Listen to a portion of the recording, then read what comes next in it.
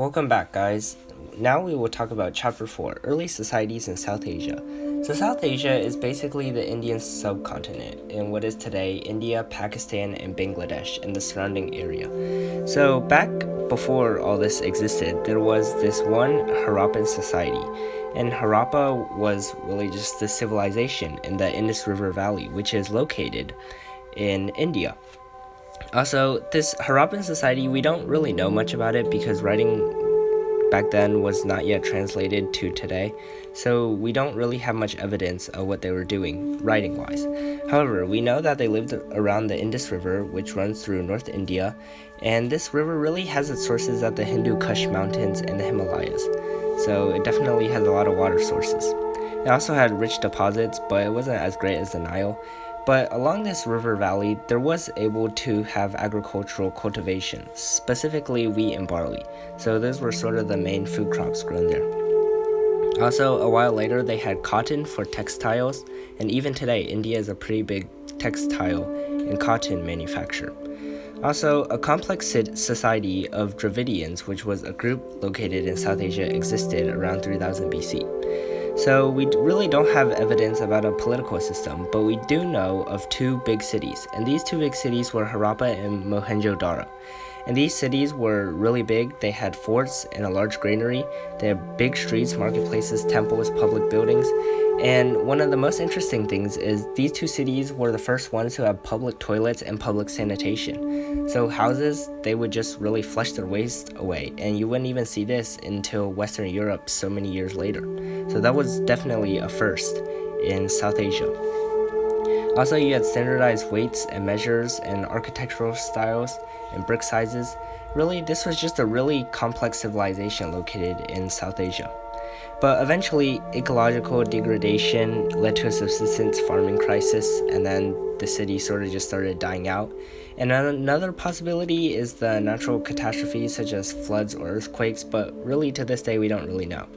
However, around that time, the Indo-Europeans also started migrating. So we talked about the Indo-Europeans last time, and there came this group named the Aryans, and they really just settled in India and became the modern India. So they blended with the Dravidians, eventually wiping them out. But essentially the Aryans had this really sacred language called Sanskrit, and using it, they were able to record a lot of past Indian history. So one of them is the Veda, which is basically a collection of Vedic Sanskrit hymns and other things related to the Aryans, and today it is often found in sacred texts of Hinduism. So you can definitely find instances of the Veda even today. And with the Aryans came the Vedic age. So from 1500 to 500 BC, there was this time, really just the golden age of the Vedic people. And once the Aryans came, they were able to use iron tools, and they developed agriculture, as we saw earlier. But the biggest thing that they left behind was definitely their social system. So it was one of the first ones was the caste and the Varna system. And basically Varna and the caste mean hereditary, unchangeable social classes. Basically, they assign each person in their society to a separate class. And the Sanskrit word Varna literally means color, and it just refers to the color classes. So darker people, such as the Dravidians, were seen as less than the Aryans, who were lighter skinned people. Also, they had social distinctions that were split into four, and these were the Brahmins, Kshatriyas, Vaishyas, and the Shudras. And these were basically the four caste systems that developed. Later though, there was also subcastes or jati, and this was basically an even more elaborate social classification.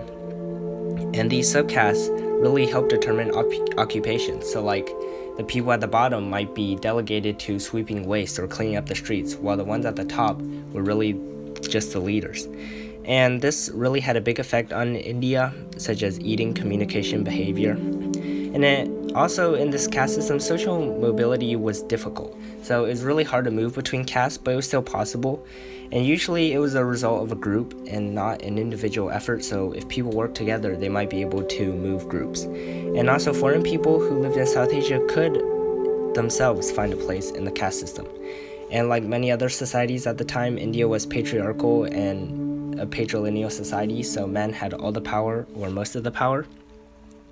And another term to know is Sati, which is a social custom in which the widow throws herself onto a funeral pyre if her husband dies.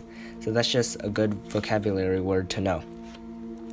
And eventually we have the blending of Ardian and Dravidian values. So as I said earlier, these two people, they blended. And when they blended, they were able to form this new work of religious teachings called the Upanishads. And these are really famous. They're basically the greatest literary works that come out of India from back then. And there were also these religious terms that we still use today, and you can find them in Hinduism. Basically, they had the concept of a Brahman, which is a universal soul. And basically, it was to escape reincarnation and join with the Brahman. That was the goal of one's life to these Aryans and Dravidians. And also that they believed that samsara, which is the individual soul, was born many times and it keeps reincarnating. Karma, specific incarnations that a soul will experience. And moksha, which is the permanent liberation from physical incarnation. So that's when a person can finally find peace and escape this cycle of reincarnation. But basically, these things reinforced the caste and social hierarchy, and it made Hinduism and the such all the more important in India. And even today, Upanishads, as I said, they're a big spiritual, but also an intellectual contemplation because a lot of people study it for past South Asian history. And a final thing is they have respect for all living things, so a vegetarian diet, and you see that a lot in South Asia. So in conclusion, this has been Chapter 4, Early Societies in South Asia, basically talking about India and the surrounding areas from back then. Thanks for joining me, and hope to see you in the next one.